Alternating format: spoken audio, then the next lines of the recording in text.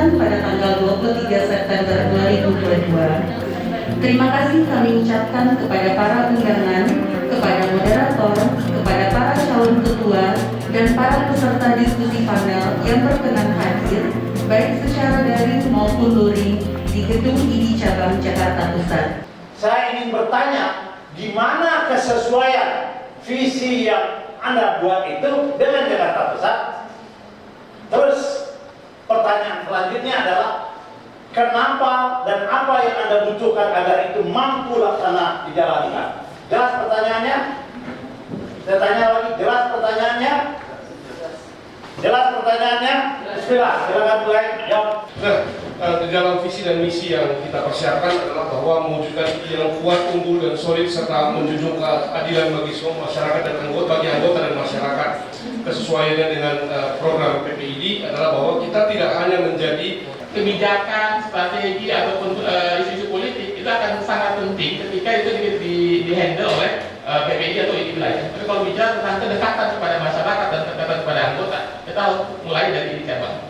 Pada dasarnya mempunyai 3 utama fungsi yang memang kita kedepankan. Pertama adalah fungsi pembinaan etik, yang kedua adalah fungsi pendidikan kedokteran lanjutan, yang ketiga adalah bagaimana dengan sejawat kita yang berpraktek. Jadi proses perlindungan praktek dan lain sebagainya itu adalah hal utama. Saya adalah incumbent, tentu sangat mudah melakukan sinkronisasi, dan inilah hasil kerja kami. Kalau boleh diklaim oleh saya berhasil membangun regenerasi di Jakku sehingga banyak teman-teman di sini yang berminat sekali untuk berpartisipasi. Orang-orang yang kompeten, ini adalah ide yang harus kita ambil. Ini isu yang strategis, apalagi kita di Jakarta Pusat, kita bisa bayangkan banyak rumah sakit internasional. Ya, kemudian yang ketiga adalah amanah. Bagaimana kita dengan yang kita punya ini terjaga amanah ini?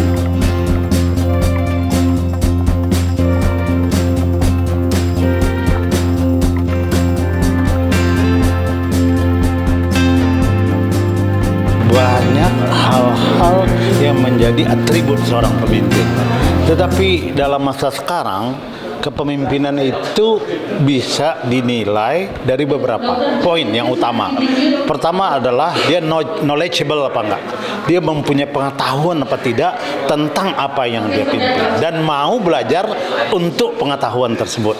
Jadi knowledgeable dan learning. Yang kedua, dia mempunyai kemampuan untuk bekerja sama dalam tim. Orang yang pintar tapi tidak bisa bekerja dalam tim, berarti teaming menjadi penting. Bukan membuat tim, tapi teaming. Artinya present continuous. Dia selalu bersama-sama dengan timnya dan bahkan dia teaming up. Apalagi dalam keadaan sekarang, dalam keadaan VUCA. Kita perlu pemimpin yang mampu teaming tapi juga teaming up. Nah, yang ketiga tadi sudah knowledgeable, yang kedua bekerja sama, yang ketiga tentu saja mempunyai endurance untuk memastikan dia melihat ada input, proses dan merefleksikan, dan itu bukan refleksi dirinya tapi refleksi dari kelompok dan terutama yang dia layani. Saya kira itu poin utama saya tentang pemimpin masa depan.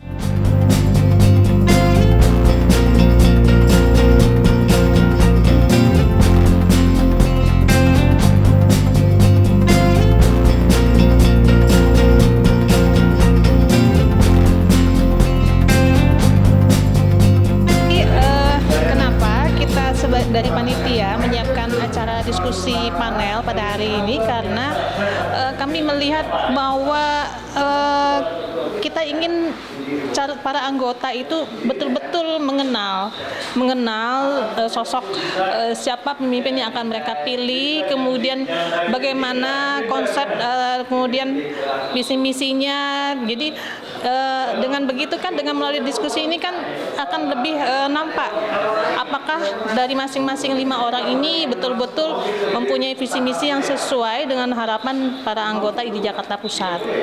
Sebetulnya dibuka buat semua, kita kasih kesempatan kurang lebih 10 hari untuk mulai mempersiapkan persyaratan semenjak diumumkan, sehingga cukup waktu.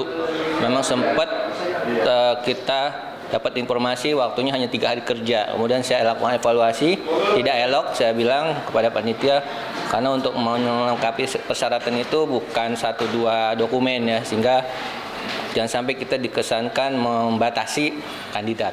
Kalau udah waktunya cukup, insya Allah sudah menjadi tanggung jawab kita semua. Siapapun yang mendaftar, dialah berarti memang punya effort untuk berkontribusi.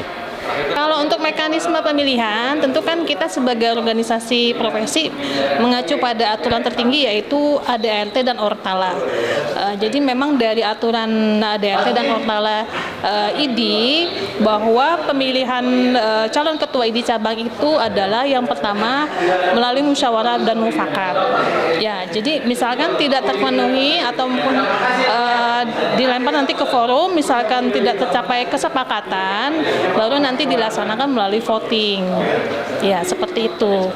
Pastikan bahwa kita adalah bagian yang tidak terpisahkan dari visi dan misi ID, yaitu menjadi dokter yang patriot, dokter yang mencintai negeri ini dengan sepenuh hati dan akan melawan setiap apapun yang menyebabkan dokter tidak mandiri, dokter tidak menjalankan visinya yang tidak beretika dan tidak mempunyai profesionalisme.